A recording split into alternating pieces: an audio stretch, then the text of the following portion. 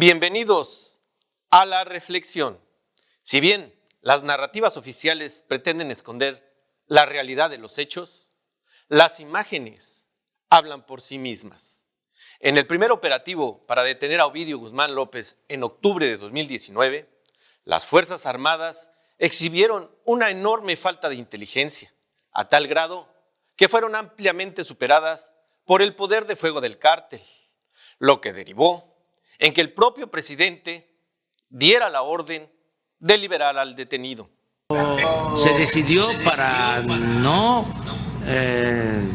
poner en riesgo a la población, para que no se afectara a civiles, porque iban a perder la vida si no suspendíamos el operativo. Más de 200 personas inocentes en Culiacán, Sinaloa, y se tomó la decisión. Yo ordené que se detuviera ese operativo y que se dejara en libertad a este presunto delincuente.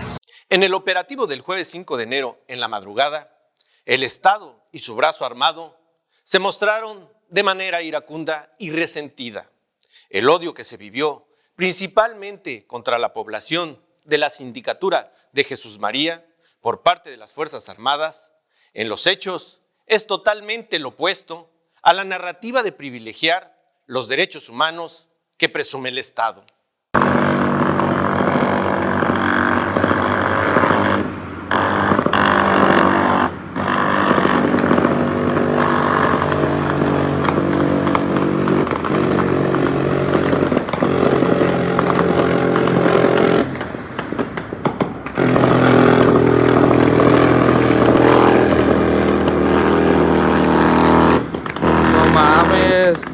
Fue algo traumático tanto para nosotros como para nuestros hijos. El gobierno no midió sus consecuencias. Yo pienso que el presidente, si tenía este operativo, lo tenía que hacer con más cautela, porque alrededor donde vivía esa persona a la que venían a detener, él tenía a sus niñas adentro. Era una familia con una niña de 3 años, de 11 y 12. Las sacaron a fuego de bala. Entre las ráfagas salieron por la puerta de atrás con su mamá, su papá.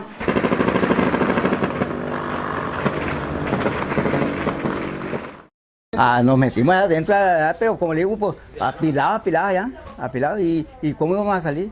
Y pues balazo y balazo por todas las paredes, por todos lados alrededor, y por arriba, por el techo, todo. Jamás miré una violencia como la que vivimos de 10 horas. Fue algo terrible, terrible para nosotros, nuestros hijos y para todo Jesús María. Metieron una avioneta, la cual la avioneta tiraba hacia todos lados, rafagueaba casas, personas, hubo demasiadas personas muertas y el ejército se los llevó. Yo no sé la verdad qué hicieron con ellos, porque limpiaron todo, limpiaron zona de todo lo que había sangre tirado, saquearon casas. Sin orden de aprehensión por parte del gobierno federal o estatal, ya que han sido las mismas autoridades las que han declarado que Ovidio Guzmán no contaba con ninguna orden de aprehensión, López Obrador y su grupo armado pasaron por alto los derechos legales de uno de sus ciudadanos, violando totalmente la ley. No se aseguró el inmueble porque esta persona no tiene en nuestro país, ustedes no lo van a creer, no tiene en nuestro país una orden de aprehensión.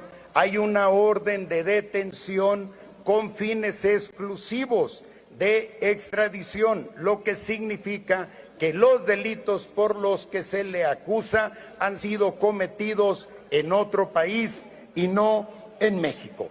En el caso de procedimiento de extradición, se estarán ventilando los delitos que imputan las autoridades estadounidenses, que versan fundamentalmente sobre conspiración para introducción de drogas a ese país. En el caso de nuestro país, se cuenta con elementos para llevarlo ante los tribunales por delitos contra la salud y delitos relacionados con armas de fuego.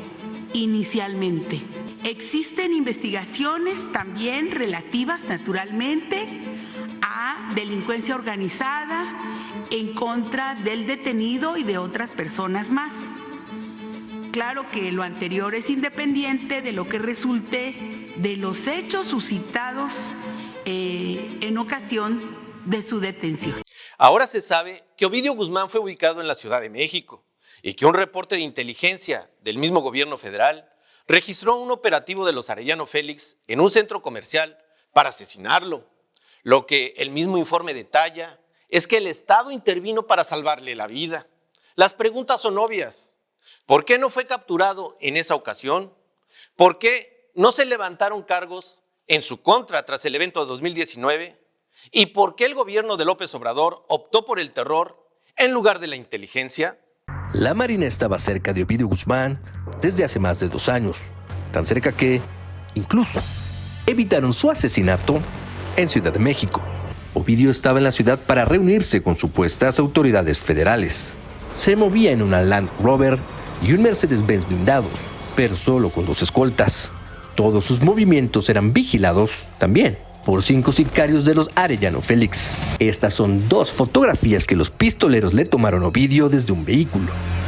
Desde entonces, la Marina nunca le perdió la pista al capo.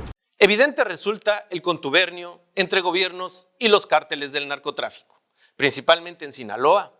Al momento de aspirar a un cargo político, el aspirante en cuestión tiene que ser aprobado por el poder fáctico, ya que en la búsqueda del voto todos cuentan.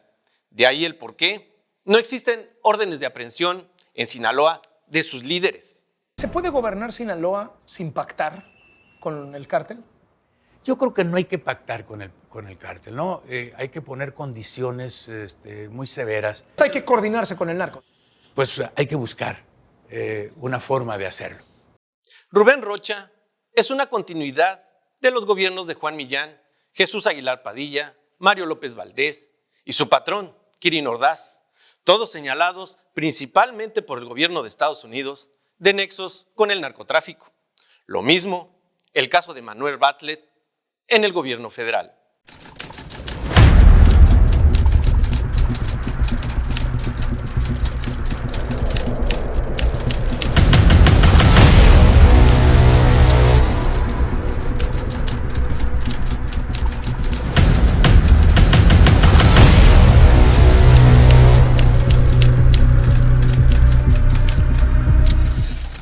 Todavía siguen generando confusión las múltiples visitas de AMLO a Sinaloa, aquel apretón de manos a la madre del Chapo Guzmán y los trámites de las visas para que familiares visitaran al capo de la tuna en la prisión en que se encuentra en el país vecino.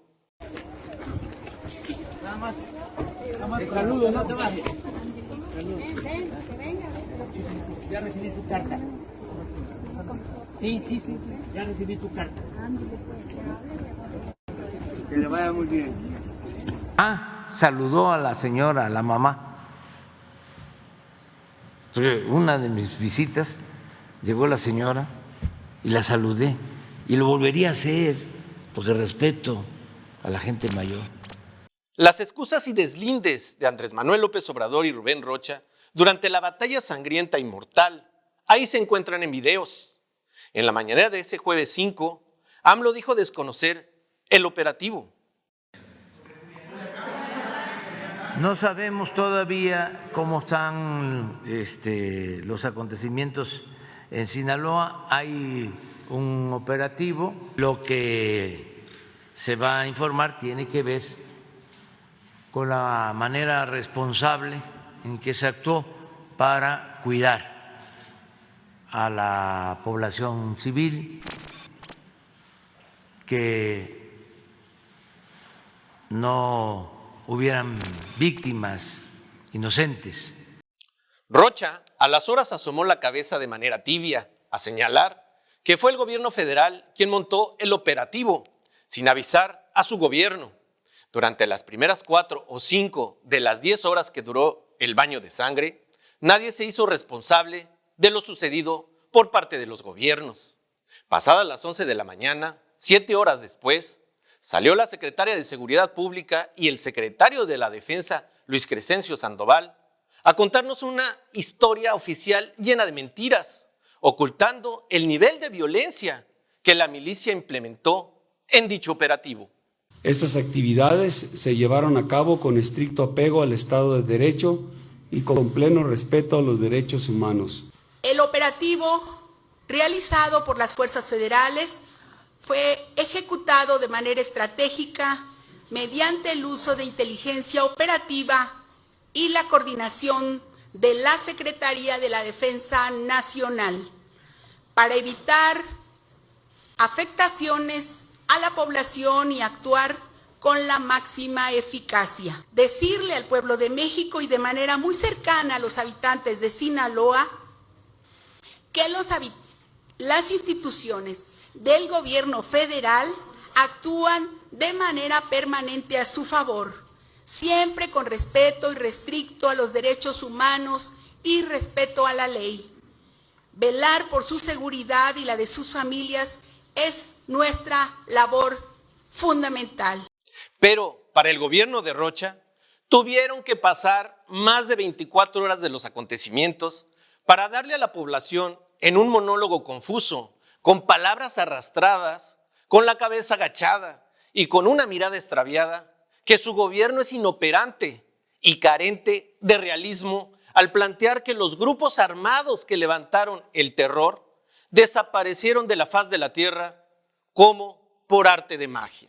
Es muy probable que haya gente que no esté confiada, y lo que le digo yo es que si tiene miedo, no salga. Ellos toman la decisión. Lo que yo les puedo decir es que el gobierno garantiza que hay seguridad en la calle. A las 3:30, 3 de la tarde, me informa el secretario de Seguridad, ya no hay gente armada. Ya. ¿Y por qué le creemos? Pues porque andaban 3,000 agentes, por decir algún dato. A raíz de eso les empezamos a decir, pero junto con eso les decía yo, eso quiere decir que ya estamos en tranquilidad, precaria todavía, por lo tanto, les sigo pidiendo que no salgan de sus casas, que se mantengan con la misma reserva y con la privacidad en su casa para que eviten riesgos. No los podemos tener acuartelados bajo el miedo. A la gente hay que informarle bajo la responsabilidad del gobierno que presidimos. Si a mí me informa el secretario de Seguridad, anduvieron algunos carruseles, algunas camionetas juntas, desapareció gente armada, porque incluso el reporte es que hubo gente que anduvo armada. Una persona ahí en los eventos estos de rapiña, ahí andaba armada. O sea, él no andaba, no era de los que estaban repeliendo el operativo, pero ahí andaba armada. Él traía otra intención, muy probablemente andaba con arma para amedrentar y poder robar. Estamos informados plenamente de que no tenemos gente armada en la ciudad que pueda generar violencia, y les pido nada más que no salgan, que se mantengan. Ya aguantaron toda la mañana y todo el día, y en efecto, yo cuando me fui de aquí estaba sola, la ciudad, las calles estaban solas, atendieron. No fue de acuerdo con nadie, simplemente es una decisión de responsabilidad de gobierno, esa es la responsabilidad nuestra.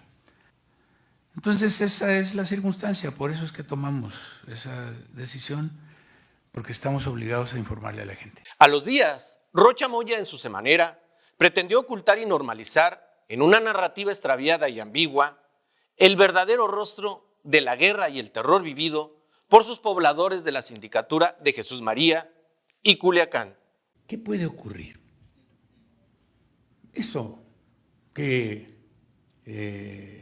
Culiacán puede tener, ya lo tuvo, pero ya lo tiene Tijuana, ya lo tuvo Guanajuato, ya lo tuvo Guadalajara, es decir, las ciudades esas no han resaltado mucho el bloqueo, el incendio de vehículos y de todo eso que ocurrió no hace más que unos meses. de manera simultánea en algunas ciudades del país. Sí, ocurren porque,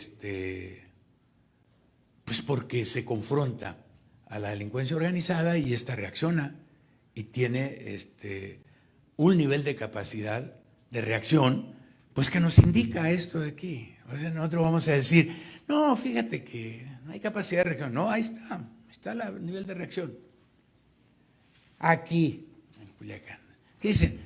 Es muy común decir, si agarras a un guanajuatense, dice, hombre, ¿qué es lo que pasa en Culiacán? ¿Qué es lo que pasa en Celaya? ¿Y qué es lo que pasa en esto y acá? Sí, en las diferentes ciudades, en donde particularmente ha habido mucho muerto inocente por estas reacciones. A un año de sentarse en la silla, el gobierno federal, con ayuda del gobierno estatal, montó una cacería en Culiacán, más llena de rabia que de inteligencia, para cobrarse una afrenta que el mismo gobierno federal provocó al operar en 2019 sin ningún tipo de estrategia. Con estos lamentables hechos y a pesar de minimizar o deslindarse tanto AMLO como Rocha de la guerra que se libró y que tienen estrés postraumático a una población, ambos quedaron con las manos llenas de sangre. Soy Bernardino Chávez y esto fue Reflexiones.